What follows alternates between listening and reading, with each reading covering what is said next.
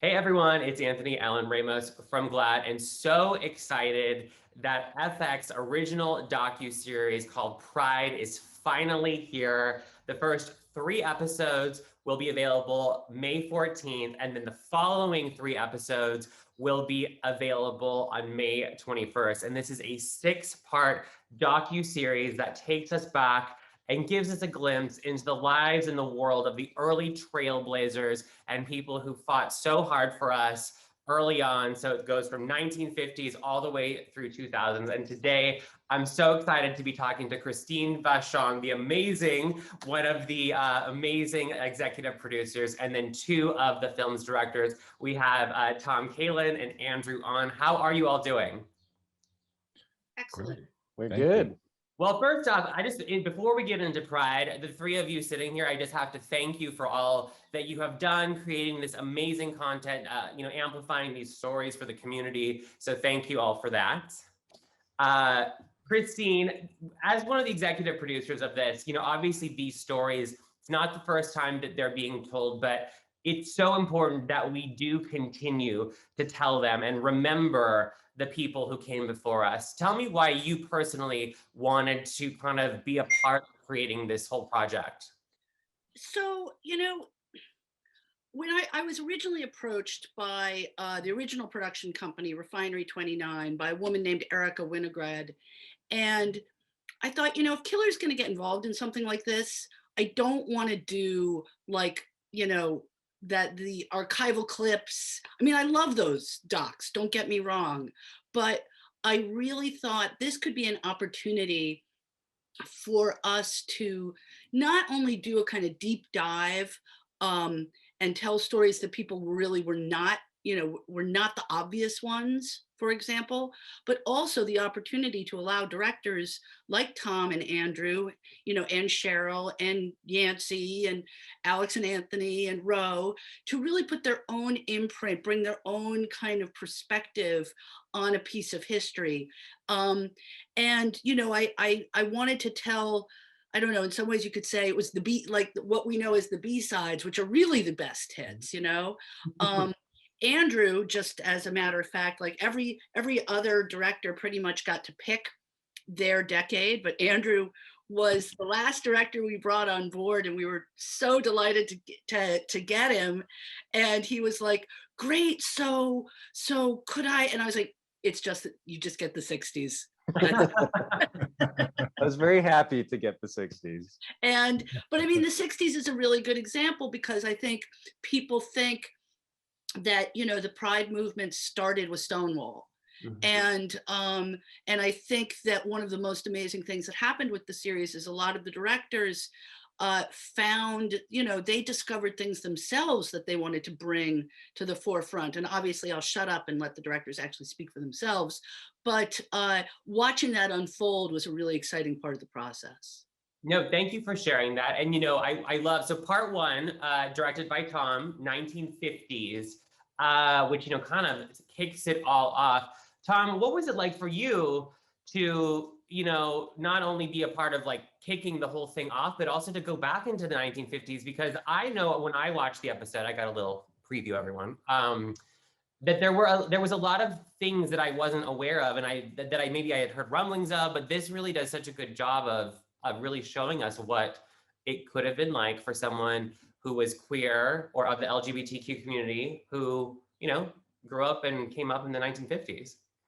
Yeah, I mean, I think in the 1950s, 2 of our stories, the 2 of the stories I covered are not actually very well known, and only one of them is. I look at a woman named Madeline Tress who worked for the Department of Commerce. She was a lesbian and forced to resign, never had another government job, and could have had, a miserable life, but ended up actually having a really rich personal life, a happy, fulfilling life. It's one of the through lines, I think, of the episode. We called it, people had parties. There's a kind of surprising idea, I think, that you find out in the 50s, that there was this incredible, joyful life that existed simultaneously to the McCarthy era, simultaneously to what we know about people like Roy Cohn and all the surveillance. The second story I look at is a senator named Lester Hunt, from Wyoming, a Democrat. At that time, just like now, the Senate was very closely tied. There were, the Democrats controlled by one seat. His son solicited an undercover cop in Lafayette Square, which was, right across from the White House, a gay cruising area.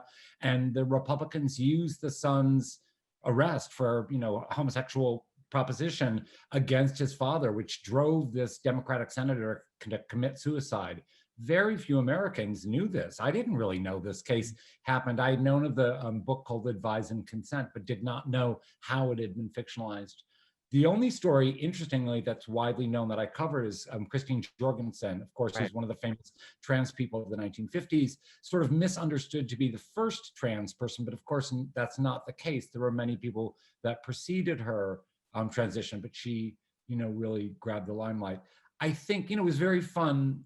I'll wrap up, but it was very fun for me, among other things, to deal with two siblings who were queer. So Madeline Tress, who worked for the Department of Commerce, her brother, slightly younger, Arthur, is a very well-known photographer, gay, and they had such a tender, funny relationship, and they let us see a kind of totally healthy, amazing sexual relationships when they were 13 and 14. There's Madeline talking about like having a girlfriend in high school and being caught by the jealous school teacher who is also sleeping with her girlfriend. A vision of the 50s we just are not used to thinking of, and a kind of vision of happiness from an earlier time that I thought was really important to emphasize. I actually thought I loved that part of it, because I do think it's important to talk about, in the 1950s, the people that did feel like they had to live in the shadows and couldn't be seen and be who they are. But this episode actually does a good job about showing that, there were actual people that were somewhat happy with who they were. And, I think it obviously was a scary time, but, I'm glad that we got a look at that.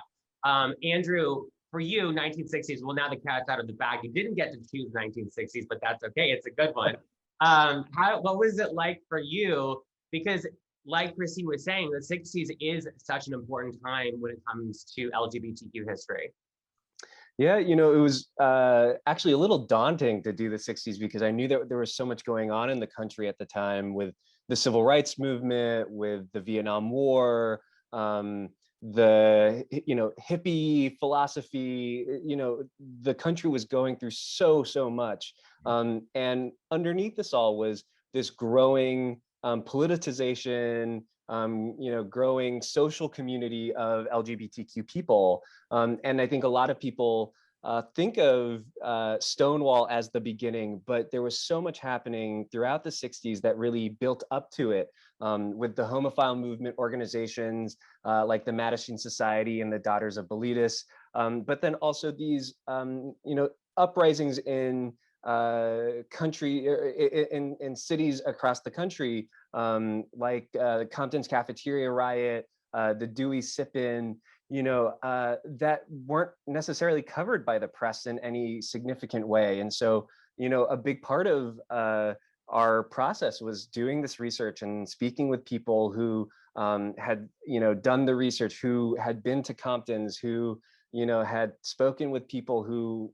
participated in these uprisings. It was really, for me, quite meaningful, because, as a queer person, I grew up in this country not really like learning about LGBTQ history in school. And so to do a deep dive, to talk to these queer elders who, were out there in the 60s protesting, that for me was just so significant and really special. Wouldn't it be nice if this series could be shown at a high school in a few years, or just, make it part of the curriculum? Because you're so right. I didn't get taught any of that when I was, in high school or middle school or beyond. Christine, coming back to you, I know you said that it was important that this wasn't just, all documentary footage. And I know that we have a little bit of retellings with some actors that come in and do that. Tell me a little bit about that, because I thought, at least from these two episodes, I think it did a really good job of showing you a little glimpse into that world. Well, as I say, each director found their own specific way in. And, to me, that was a strength. I think in some ways, a more conventional approach, and certainly, I mean, it certainly didn't, it certainly had its challenges, because it was, you know, there was always a desire, of course, to make everything feel somewhat of a piece, somewhat connected. And at the same time, though, allow the directors who are incredibly different from each other.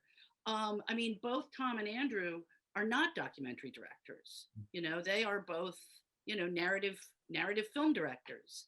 Cheryl Dunye is also a narrative film director. Some of the other directors had more experience in documentary, but I really wanted that kind of collision to happen because I thought it would allow for more interesting more interesting television. I mean, FX was extremely patient with us and really sort of, you know, really supported this vision. And we also had a wonderful showrunner with Alex Stapleton, who, you know, was also able to help everybody really like do their best work. So, you know, if Tom brought the idea of doing those reenactments to his episode, you know, Andrew brought various elements to his, everyone brought the things that made them the kind of filmmakers they were to their episodes. Yeah, and I want to point that out. Not only are we getting to, you know, hear these stories, we have 7. This series has 7 LGBTQ directors involved. 6. Oh, 6. I'm sorry. I was just counting as you said that. I was like, wait, six episodes, but 7 directors. Episodes, 7 directors. Oh, it is. Yeah. Okay. Yeah. So yeah. So It's a duo. 7 directors. Yeah, because there was 2 people in the way. Yeah. So I'll start that again. Yeah. You know, just thinking about this, how it's not only wonderful that we're getting to learn the history, but you have 7 LGBTQ directors making these 6 episodes, which is so amazing because you know, we obviously know that queer people should be telling queer story, or, you know, queer story should be told by queer people. You know, Tom and Andrew, Christine mentioned that you're both, you know, have backgrounds obviously in making, you know, films, but not necessarily documentaries. Is there someone in this series that you think, because, you know, just thinking how we learned about with Ma Rainey's Black Bottom, for example, we learned about what it would have been like for her to be a Black bisexual woman in, you know, the 1920s. Is there someone that you learned about, whether it was in your episode or beyond, that you think would be a good story to tell, like in a big budget film or something like that? Yeah, actually, I mean, a bunch, but for me, the one that was most interesting was there's a woman named Gladys Bentley, Okay. Black woman in the 1930s Harlem Renaissance. She dressed in man's tuxedo. She, you know, there were a long list of women who were apparently her lovers, including Tallulah Bankhead. She made a huge amount of money. Her, you know, shtick was like, you know, I'm a red hot daddy, basically, in the 30s. And so she's saying, I don't remember all the names of the song, but like very naughty, very outrageous songs. And then in the 50s, you can Google it and find it. She appears on the Groucho Marx show in like a dress with a push-up bra, completely feminized, wearing lipstick, and they've remade her basically. She does a feature article in, you know, Ebony or Jet, I forget, one of the Black mainstream magazines, basically saying, you know, I made a mistake. I'm a woman now. I was living as a man, and, you know, the end of her, and she dies basically in 1960. She was an impossible character for us to cover in the 50s because it was not impossible, but just very challenging because of budget, and also, you know, it had been so long ago. She had died in 1959. And also, honestly, I think probably Black female director should be the one telling her story, not me. But I think that she as a character just leapt out, and the difference between that period of the Harlem Renaissance, 20s into the early 30s, and then sort of what she had to do to survive as an entertainer in the 50s. I mean, so interesting. Andrew, for you, is there someone that you are thinking about? Yeah, I mean, I think there are so many amazing, you know, people in the 60s who people don't know about today, but had such interesting lives and were so important to, you know, the LGBTQ movement. I think one of our interviews was with Marlo La Fantastique, who was a contestant in one of Flawless Sabrina's pageants most famously documented in the documentary The Queen, and she was the 4th runner-up, and she has had a long career of drag performance, around the world. And then I think that there still hasn't necessarily been a great feature film made, a fiction feature film made about Bayard Rustin, centering his life, his career as an activist. What I really loved about this episode is seeing all the connections between the civil rights movement and the fight for Black liberation to the LGBTQ movement, and how these movements have always been intertwined, and how as queer organizers, queer activists, we owe so much to the civil rights movement. And Bayard Rustin really plays a central role in that. He was the deputy director of the 1963 March on Washington. One of our interviews was with Andre Robert Lee, who is developing a documentary or a fiction film on Bayard Rustin. And I really hope that he gets to make that movie, and we get to see a depiction of Bayard Rustin in theaters on the big screen. I am here for that. Let's put it out there. I want to see those stories told. We need more of that. I think it's, and I think for Pride Month, Christine, I'll come back to you before we wrap up. I do think that I worry sometimes that young people don't know the history. And I think that Pride really should be about that. If you don't know about what happened before to get us to where we are, even though there's a lot of work that we still need to do, I think that it should be. So why would you say to people out there it's so important that we learn about all of these people and all of the things that they went through? Who are you asking? You, if you don't mind. Me. Okay. Yeah. It's a good question. I think that we've all just watched this shift our country has taken over the past 4 years, where a lot of rights we took for granted suddenly seem to be in jeopardy again, and there's a lot more polarization around sexual identification, sexuality, gender identification, etc. And I just feel that it is always empowering, to understand what people who has been there before you. And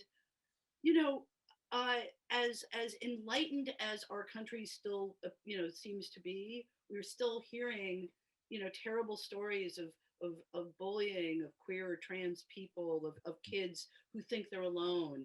And I have a terrific assistant who's 23 years old, and I didn't make him, I asked him to watch Pride.